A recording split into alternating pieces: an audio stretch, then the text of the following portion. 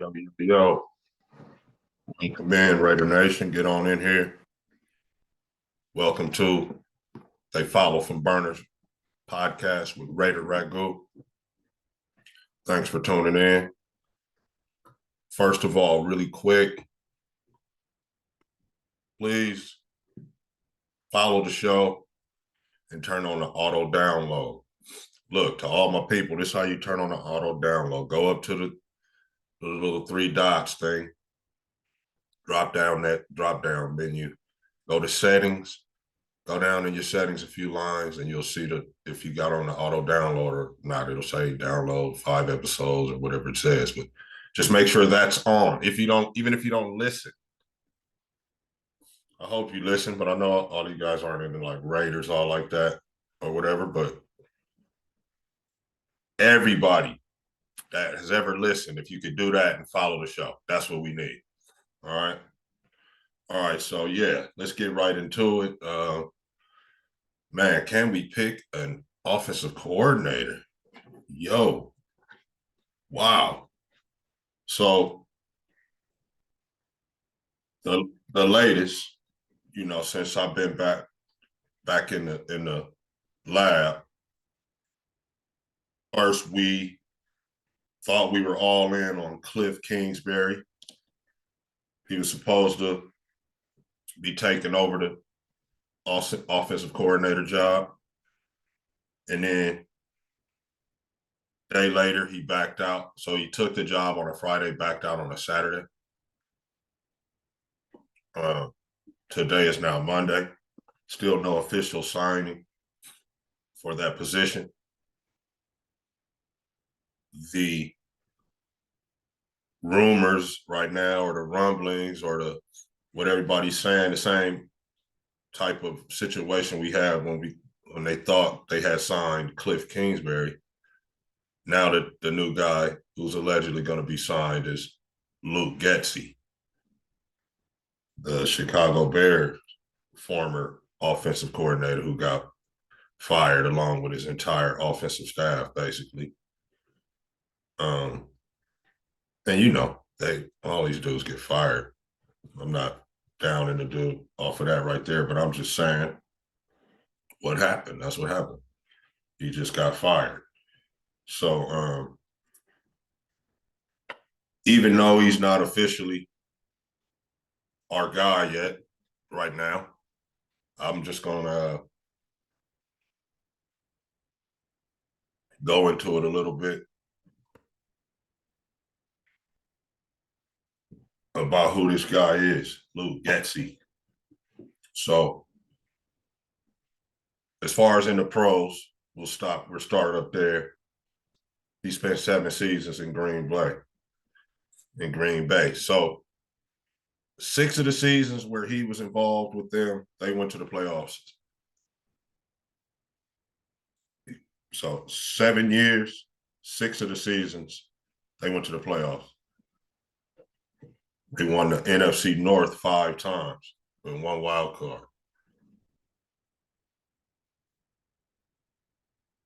We all know, all real NFL people know, the NFC North was kind of down. And I'm not going to say down, it just wasn't one of the stronger divisions, and Aaron Rodgers was over there for years, kind of running that thing. But they never could get it done in the playoffs. Well, this guy was part of that, Luke Getsy. Just a fact, all right? He did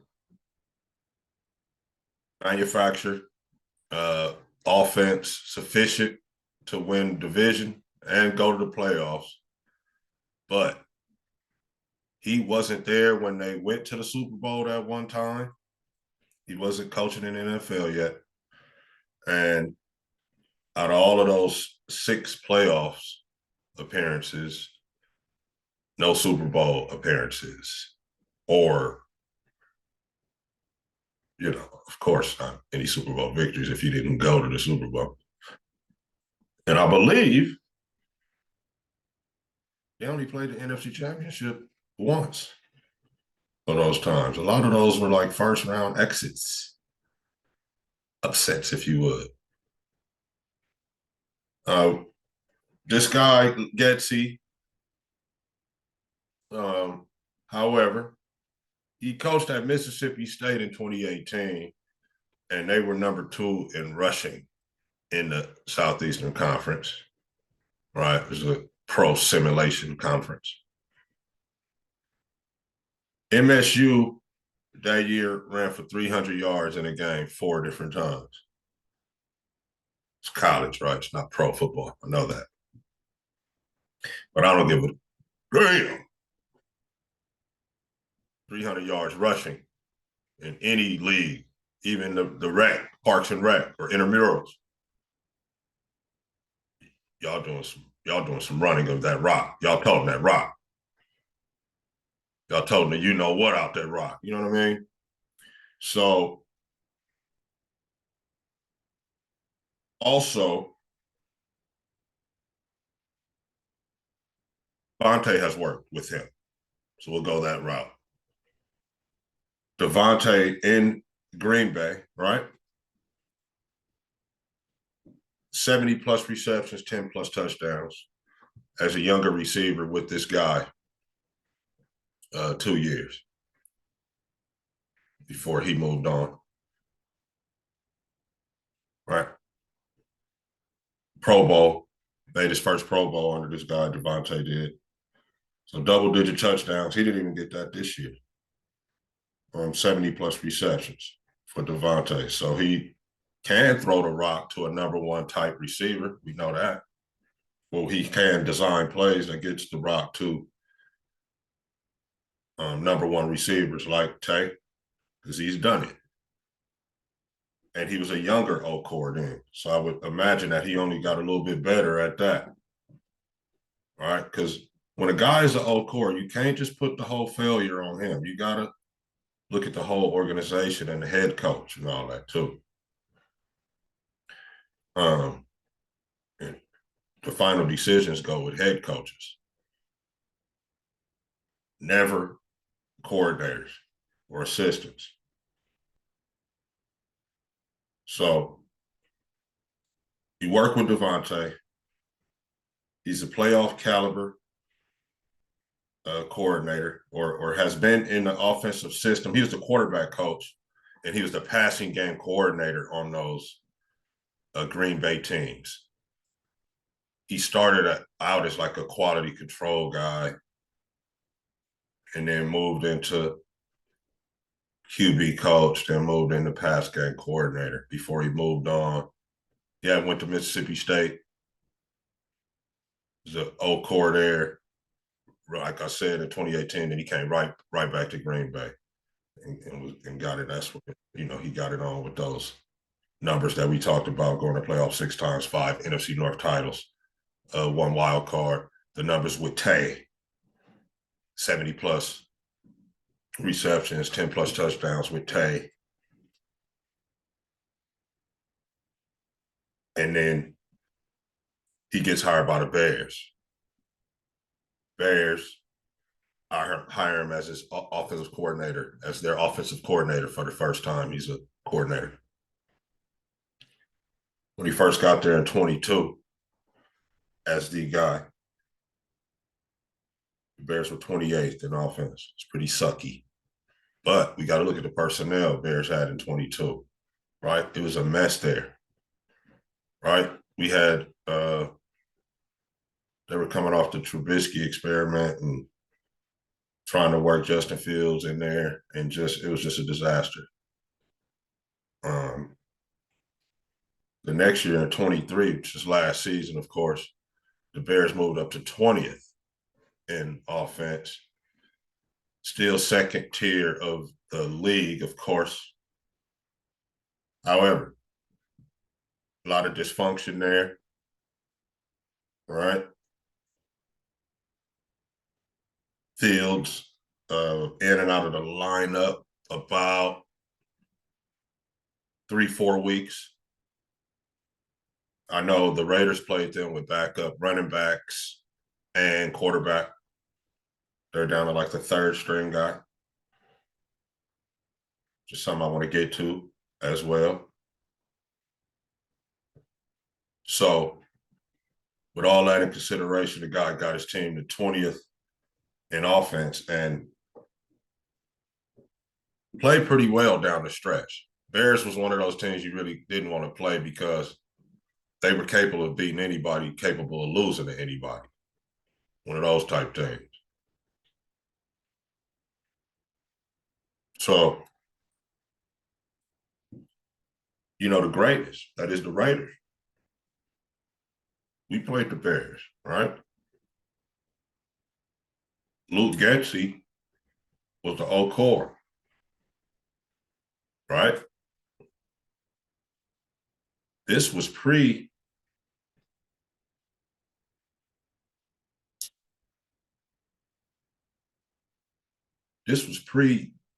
AP taking over, right? So this was before Halloween of 2023 when AP officially took over as the interim coach, right? So in this game, AP was a linebacker coach on the staff with Patrick Graham, right?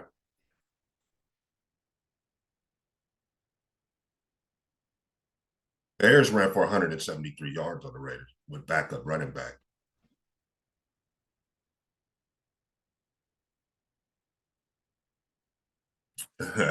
That's just a simple fact. Maybe,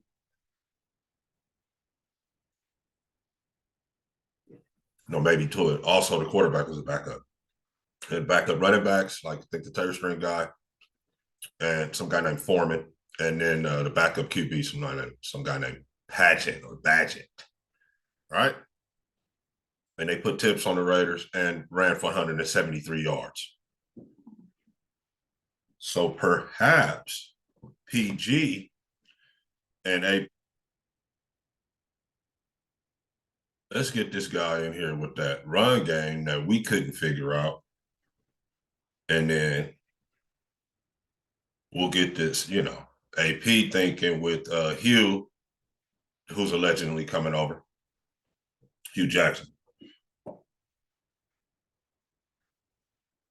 couple other offensive guys that he's going to pair up with this guy. We'll get some hard, tough nose running, and then we'll get that passing game the way we want it. And remember, he's already worked with Tay and was able to get Tay the ball, right? So, also, the thing that I thought of, the Bears tight end, the Met, was like a favorite target of Justin Fields.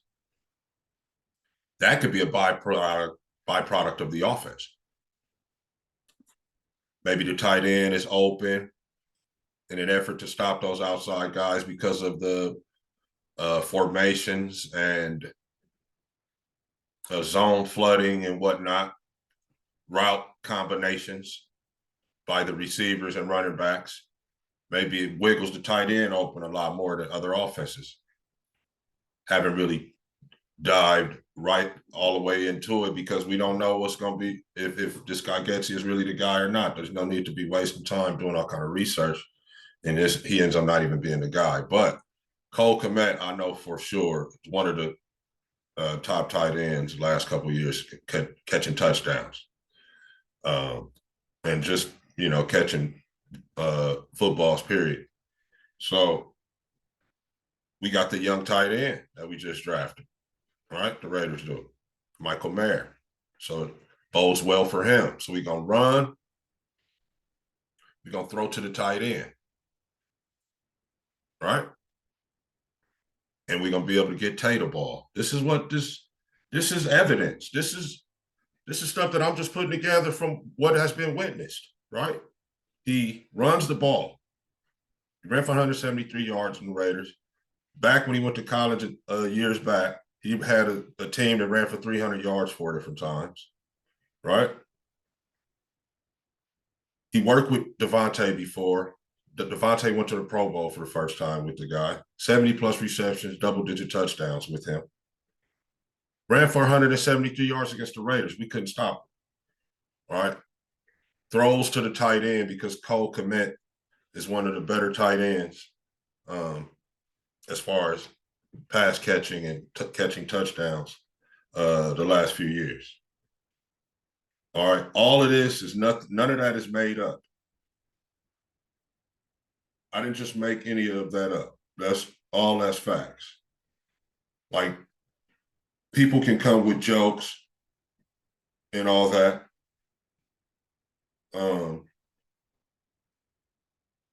About the guy and who he's not and what he's not. But what I just stated are facts. So in the last 2 years, Cole Kmet's got 13 touchdowns. He's got 123 receptions for 1,263 yards in the last 2 years, 13 touchdowns. All right, so that bodes well for our young tight end. He's already with Tay, and he runs the football. We don't know if they're going to keep Josh. We don't know if they're going to try to draft someone. But let's say, as it's constructed now, Josh and Zeus, great running back room, right? Jakob at the fullback, Tay, and we got Mayer, and then we got some other tools in Jacoby and Trey Tucker. All right, so this guy has been effective. So we're not just going to, dump on this guy because we didn't get Kingsbury and you guys are out there thinking that was the sexy pick, like how they say. Like he was that guy, or he was going to bring us Caleb Williams, or whatever people thought, right? This guy was a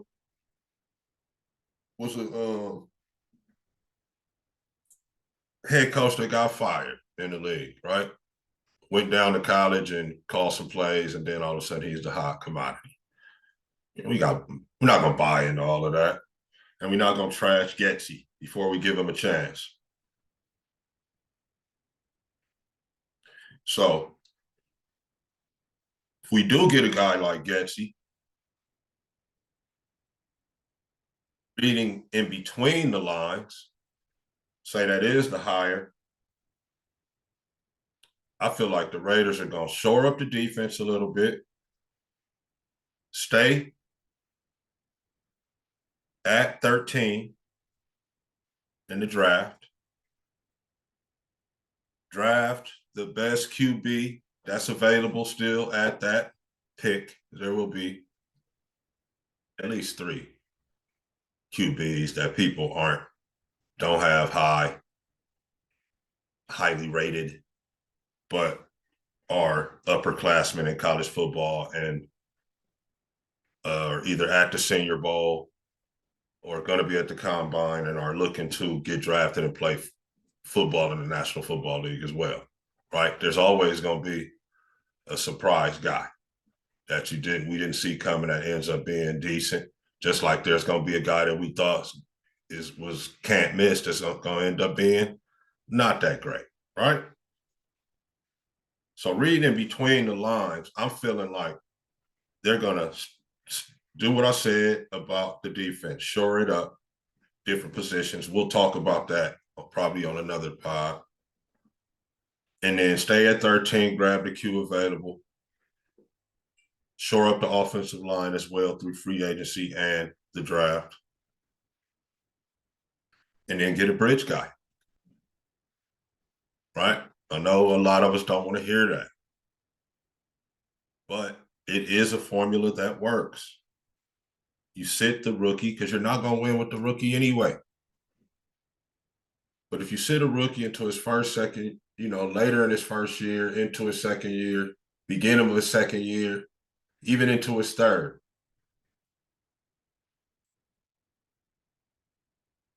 sure that he's fully developed.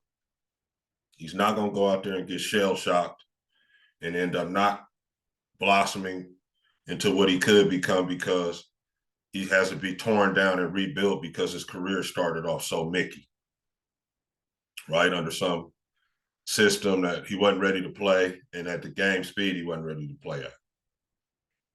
See it happen all the time. So there's plenty of bridge guys, right? Raider Nation, I should say, aren't going to like any of these names I throw out, like Cousins, Wilson, Mayfield, Minshew, Darnold, Winston, hell, Aaron Rodgers. You never know. Getsy worked with him. It's another little tidbit. You know what I'm saying? Say the Raiders are able to get one of those guys as a bridge guy. Okay.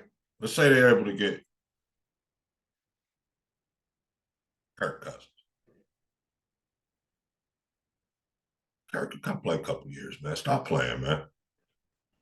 Hand the football off, play action the football, get the ball to Devontae, get the ball to the tight end. Stop playing. Trying to act like Kirk can't do that. I don't care he coming off the Achilles or not. Stop playing. Saying Kirk can't do that. And then we bridge him on into whoever it's gonna be. I don't even want to get to start the frenzy by the nation, but you know the guys that'll be around at 13 this year, 2024 National Football League draft. Maybe Penix Jr., Bo Nix, Spencer Rattler, guys of that nature. A couple of lesser named guys, especially expected to go in later rounds. Also McCarthy, JJ McCarthy, the guy who won national championship in Michigan. These guys are expected to be available. I know these aren't sexy names, but bridge guy into the young guy, playoffs.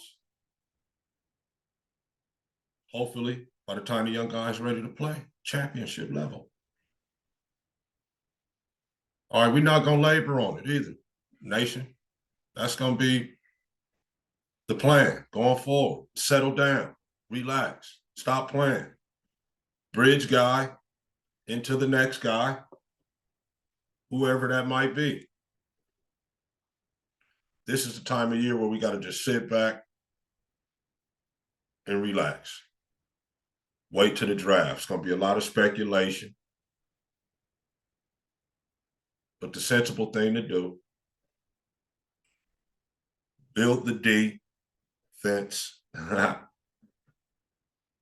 get the offensive line tightened up, grab a bridge guy, grab the guy in the first round at pick 13. I laid it out for you right there, Tom T. You follow from burners. We know that. Just follow the blueprint. Can't miss there. We know what we need to do against the Chiefs, the Donkeys, the Chargers. Chargers got a new coach, yeah. You know, we expect them to be a little bit better, but we still expect to beat them. Went 4-2 in the division. We expect to go at least 4-2 in the division again.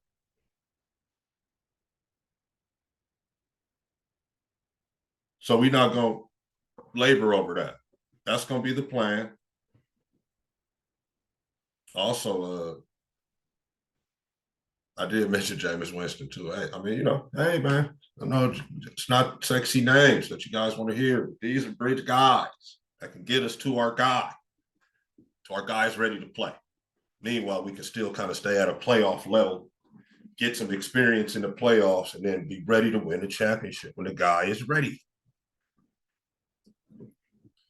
Well, anyway, I'm going to hold you guys on that, but I want one last little segment here. Noticing a trend in college football, coaching. You can't say you didn't hear it here on They Follow from Burns. I've heard it on television as well. I'll give those guys some credit this time. But Coaches are getting tired of that NIL and portal bull crap. What I call constant free agency. You even got coaches in the portal.